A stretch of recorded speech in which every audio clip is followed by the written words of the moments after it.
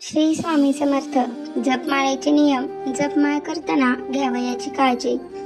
जपासाठी तुळशीची किंवा रुद्राक्षाची माळ वापरू शकता. माळ स्वच्छ आणि निर्मळ ठेवावी. जमिनीवर माळ पडू देऊ नये. तर्जनी आणि अंगठा यांनी माळ धरू नये. अनामिका आणि अंगठा यांनी माळ धरून अनामिका आणि अंगठा यांना एकमेकांना घासत माळ जपावी. मेरुमणी ओलांडू नका.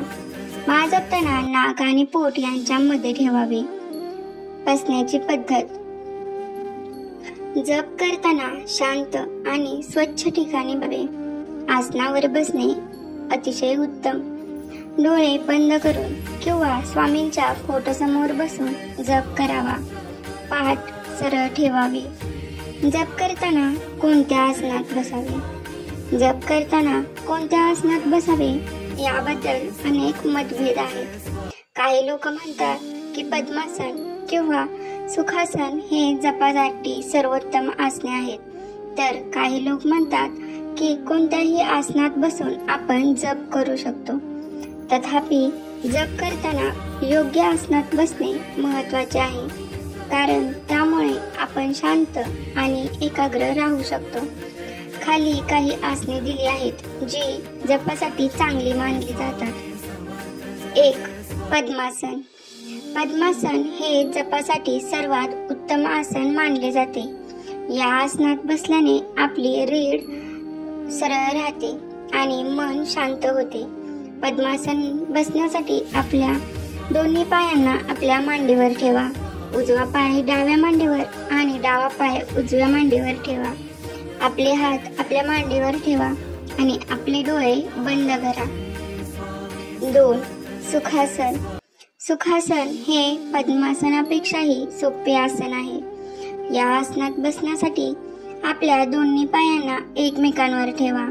आपले हात आपल्या मांडीवर ठेवा आणि आपले डोळे बंद करा. 3. वज्रासन. वज्रासन हे जपासाठी आणखी एक चांगले आसन आहे. या आसनात बसण्यासाठी आपल्या गुडघ्यांवर बसून आपले पाय मागे घ्या.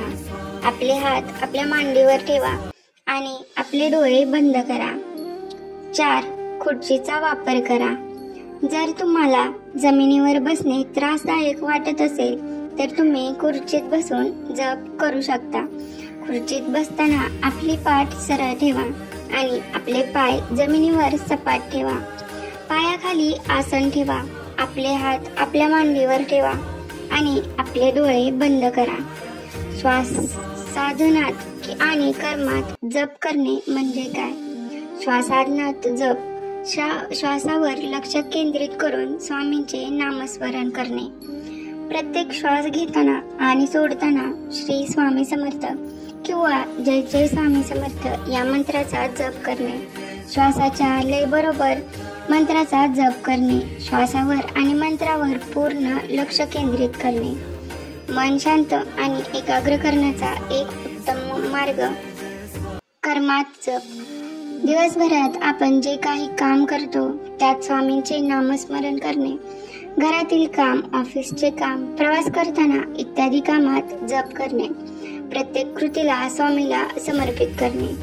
कर्म करताना मन शांत आणि सकारात्मक ठेवण्यास मदत करते. स्वामींच्या कृपेने काम यशस्वी होण्याची शक्यता वाढते. श्वासाधनात आणि कर्मात जप करण्याचे फायदे. मन शांत आणि एकाग्र होते. नकारात्मक विचार दूर होतात.